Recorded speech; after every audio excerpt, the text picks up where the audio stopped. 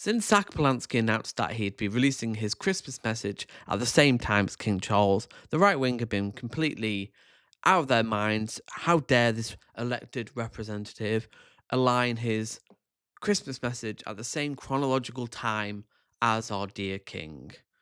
Well, let's get into it because this is a message of compassion, humanitarian, human rights, and political choices. We have a few political choices and we're not making the right ones. So let's get straight into the message because it's profound, it's compassionate, and it's the politics that we all need right now.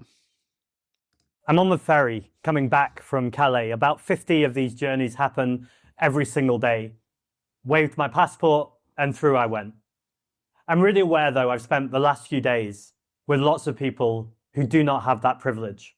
And they're trying to make this crossing because they literally have no other choice. The images and video you're about to see won't center the voices of the people who I've met, and that's for deliberate reason to preserve their dignity. But I do want you to see some of what I've witnessed over the last few days through my eyes. I'm telling this story on Christmas Day for a reason. So often I ask you to like and share videos, and I appreciate that. But Christmas Day is a day when most people, not everyone, are around other people. So gather around, because there's a story you need to hear about what's happening in Calais. And it's the complete opposite to the misinformation and lies we are fed every single day.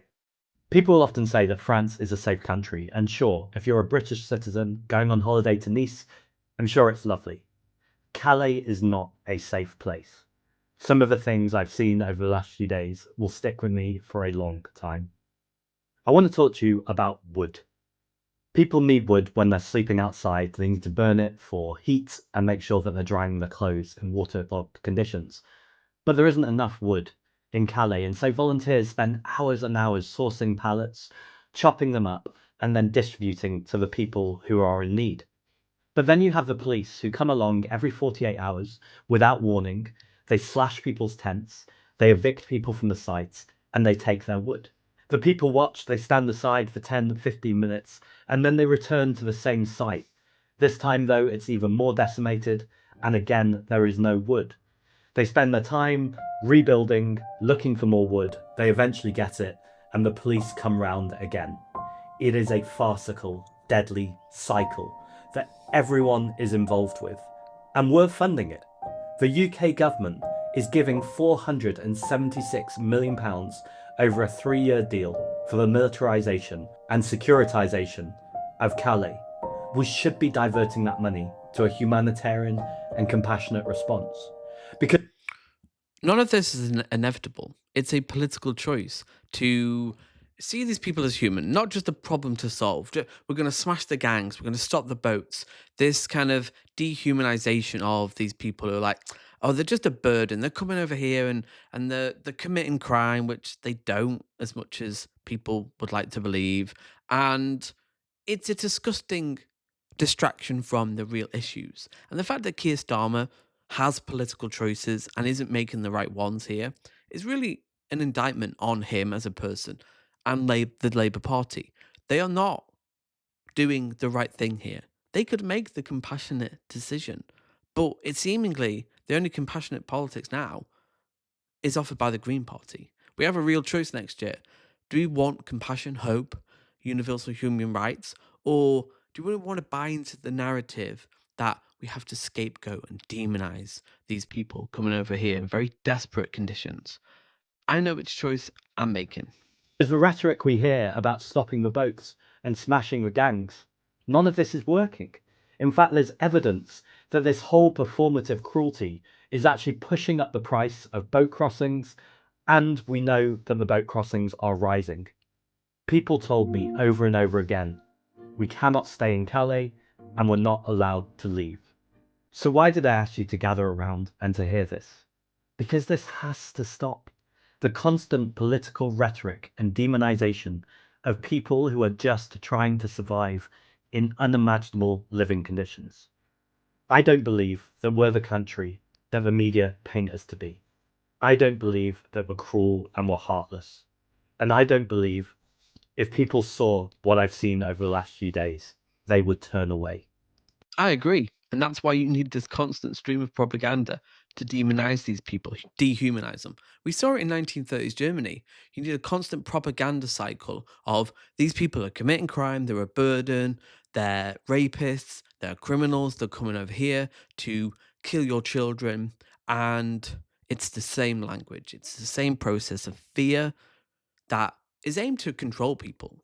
Historically, fears have been a very useful tool to control people and not get them too excited about, oh, who's really making the problems in society, which is clearly the wealthy and the powerful. I realize some of this can be an unusual Christmas Day message, but actually, at the heart of all of it is compassion, kindness, and humanity. And whether you're religious or not, I think that's something we can all do more of in 2026. Really want to give a shout out to Calais Appeal and all the volunteers and staff who do incredible work. You will see the crowdfunder attached to this video. Whatever you're doing today, Merry Christmas.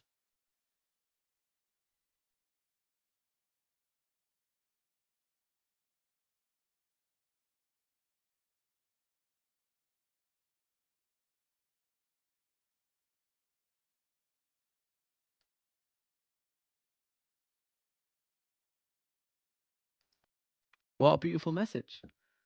We all could do to be kinder, especially in our politics. It's become very nasty over the last decade with Nigel Trump, Donald Trump, Nigel Farage, Boris Johnson, and this idea that you have to punch down at the most vulnerable in society, be it disabled people, trans people, refugees, and migrants. And there's a weird enjoyment that people get from it, but it's not inevitable. We can make choices. We can make choices to actually help people out. We're a wealthy country.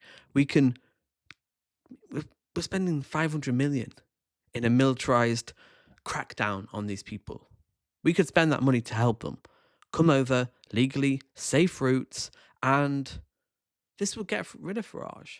A challenge to his far right demonizing rhetoric is the only way forward. So next year, it's really going to be about socialism or barbarism.